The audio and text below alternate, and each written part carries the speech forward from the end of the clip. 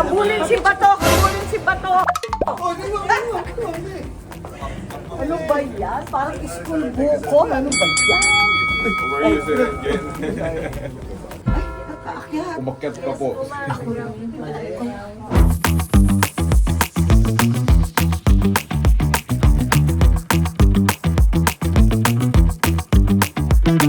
Ito pinaka-relax namin.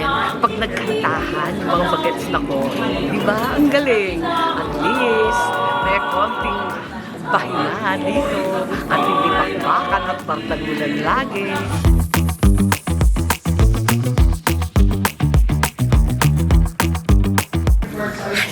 Masakit na sa paa, hindi ako pwedeng balik muna sa flat shoes. Total, wala na yung mga Amerikano. Pare-pareho na lang tatag na. Ay, salamat.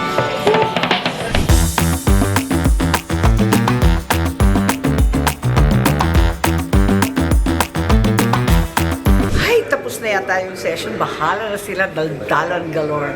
And marami pa akong trabaho. Alam mo naman, yung mga committee, plus papadrug test kaming lahat, top to bottom buong office.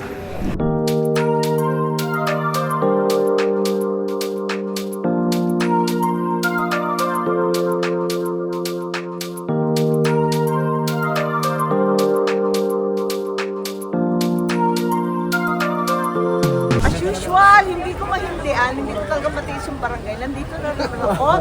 Narito, cluster 3, 1, 2, 3 hanggang 6. Forever present. Nandito ang Presidente, Jessica, ayan. At ayaw paawat, andito lahat ng taga Ilocos Norte. Summer, kompletos Ricardos, kahit papano. At least, nabuo yung 3-year term nila. Next year na yung election. Thank you. At sa susunod, 4 na taon na para sa kanila. Sana all!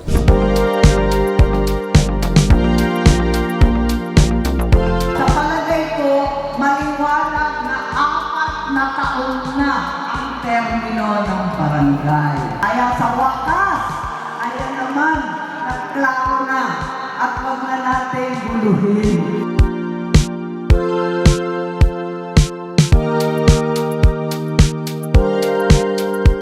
Oh my God, konsumisyon! Masaya doon sa barangay. Sana doon na lang. Ngayon, flood control. Yak! Diyos ko, bilyon-bilyon, trilyon-trilyon nawawala. Literally, nalulusaw. Tama ba yan? Sakit ng ulo to. Get ready.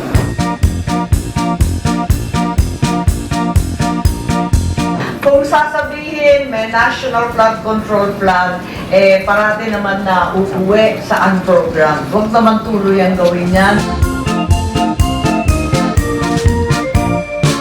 Grabe gratsada to. Dito naman sa electoral reform, talaga naman lagari to death. Ayan, from flood control, dito naman tayo sa anti-dynasty. Say mo, adjust.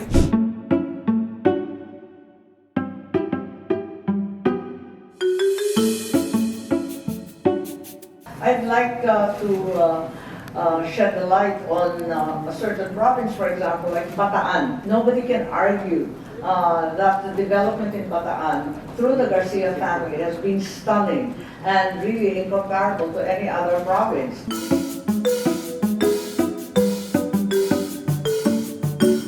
Yung mga tao, parang nagiging suki na nila yung pamilya.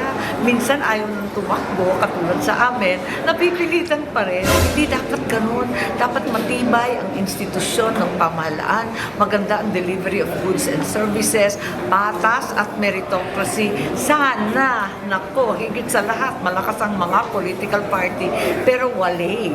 Kami pa rin. Ayan pa rin ang mga pangalan. Nandito, eto naman, co-op naman tayo. Switch na naman. Ano ba ito?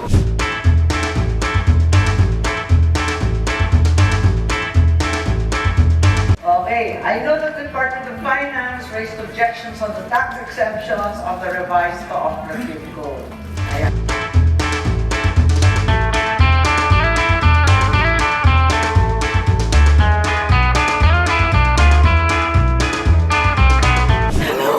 Nakakahapo yung co-op. Hindi sila magkasundo. Iba-iba kasi may sasakyan. Nako, may farmer, may electric co-op. Talaga labo-labo yung co-op. Pero kinakailangan natin ng co-op. Pagtibayin natin. Ayan, tulungan natin ang mga co-op, lalo na yung mga agricultural co-op. Solusyon. Ay, may solusyon sa ating hirap sa pagkain.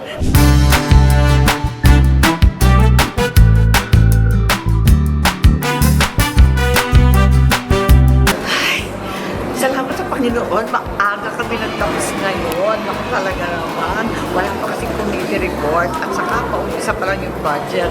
Yuhu, very good. Nagtapos agad. Maaga nga.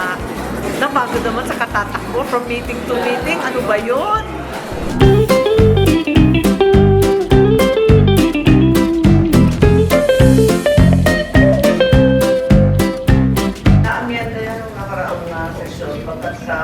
Dalawa ang nakita natin, una na yung mga bangko would rather pay for the penalty than the farmers who were most unlikely to pay. So it wasn't working.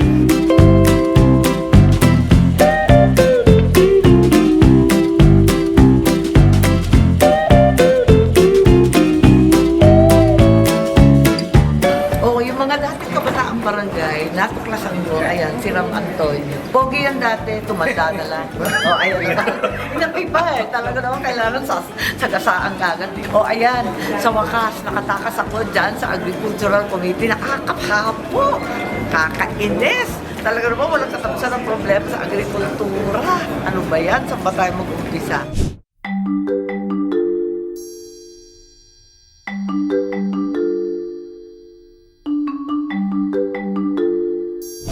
Nako, maraming balibalita na may nagda-drugs dito sa Senado.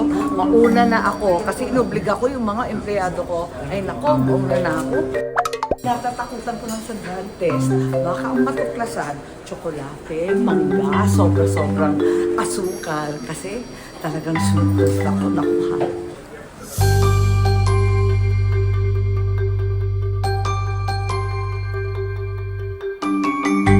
Gusto niyo pong magpa-challenge test? Ano challenge? Okay.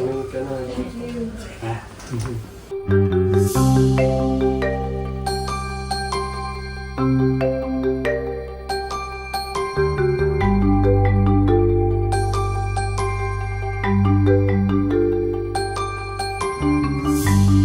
you.